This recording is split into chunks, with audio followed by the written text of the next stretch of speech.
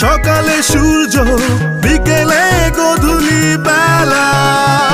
স্বাধীনতা তুমি খেজুর পাতায় বাঁধা হাজার চোরকের প্রাণ।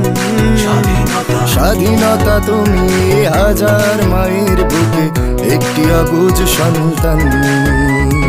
স্বাধীনতা তুমি আমার মুখের ভাষা, কবির কবিতা গান। স্বাধীনতা তুমি হাজার